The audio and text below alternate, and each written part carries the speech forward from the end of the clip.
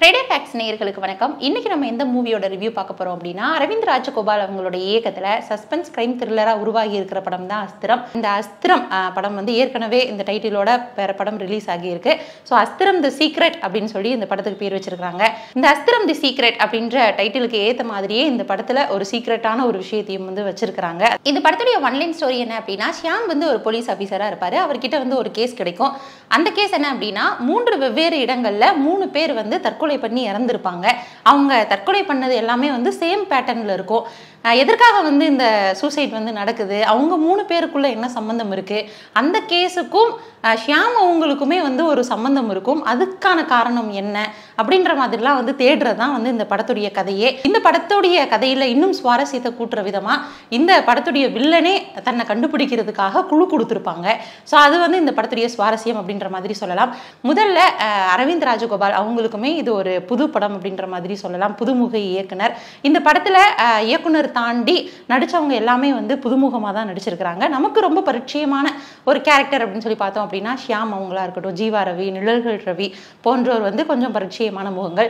மற்றவங்க எல்லாமே வந்து புதுமுகங்கள். இந்த படத்துக்கு வந்து யாருக்கெல்லாம் ஸ்கோர் இருக்கு அப்படின்னா, இது முழுக்க முழுக்க ஒரு கொலை சம்பந்தப்பட்டே வர்றதுனால ஷியாம் அவங்களுக்கு தான் வந்து ரொம்ப அதிகமான காட்சிகள் வர மாதிரியும், இந்த படத்துல வரக்கூடிய நிரா அவங்களுடைய கேரக்டருக்கு வந்து அந்த அளவிற்கு ஒரு பெரிய இம்பார்ட்டன்ஸ் இல்லை அப்படின்னா கூட அங்கங்க வந்து போறாங்க.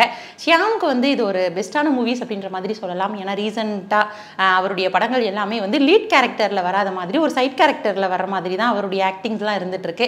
ஸோ அவருடைய ஆக்டிங்கை ப்ரூஃப் பண்ற விதமா இந்த அஸ்திரம் மூவி அவருக்கு வந்து கை கொடுக்கும் அப்படின்ற மாதிரி சொல்லலாம். அதை தாண்டி போலீஸ் கேரக்டர் அப்படின்னா வந்து பொதுவாக வந்து காக்கி சட்டை பயங்கரமா இருக்கும் அப்படின்ற மாதிரி தான் பார்ப்போம். பட் இந்த கேரக்டர்ல ஸ்டார்டிங்லேயே வந்து ஷியாமுக்கு வந்து ஒரு குண்டடி பற்றும். அதனால வந்து அவர் வந்து மெடிக்கல் லீவ்ல இருப்பாரு.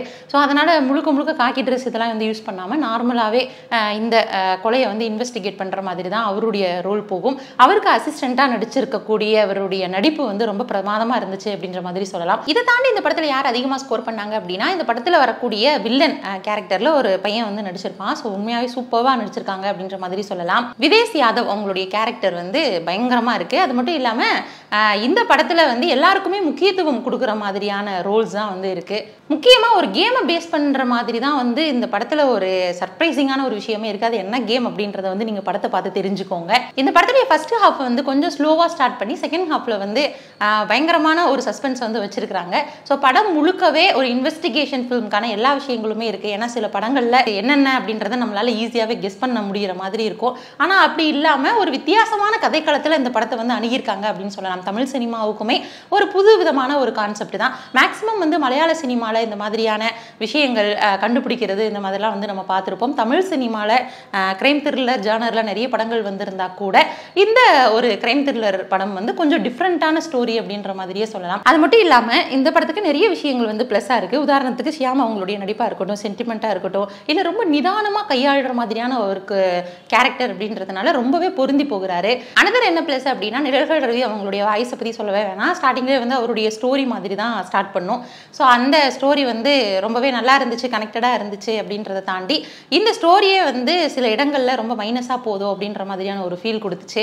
ஏன்னா திரும்ப திரும்ப ஒரே விஷயத்த வேற வேற மாதிரி சொல்ற மாதிரி இருந்துச்சுன்றதை தாண்டி இந்த படம் வந்து மேக்ஸிமம் பிளஸ்ஸா தான் இருக்கு. அந்த பிளாஷ்பேக் சீன்ஸ் மட்டும் இன்னும் கொஞ்சம் சரி பண்ணியிருக்கலாமோ அப்படின்ற ஒரு ஃபீல் கொடுத்துச்சு. இப்போ ரீசெண்டாவே சில நல்ல படங்கள் லோ பட்ஜெட்ல வந்து எடுத்தா கூட அது ஒரு ஹை பட்ஜெட்ல வசூல் வந்து கலெக்ட் பண்ணுது. அப்படிதான் வந்து இந்த படமும் இருக்கும் அப்படின்றது எதிர்பார்க்கப்படுது. ஸோ தியேட்டர்ல பாக்குறப்போ இந்த படத்துடைய அனுபவமே வேற மாதிரி இருந்துச்சு. ஸோ ஆஃப்டர் லாங் வந்து ஒரு பெஸ்டான கிரைம் த்ரில்லர் படத்தை பார்த்த ஃபீல் வந்து இருக்கு. அடுத்த ஒரு மூவி ரிவ்யூவோட நான் உங்களை சந்திக்கிறேன். By from Devika.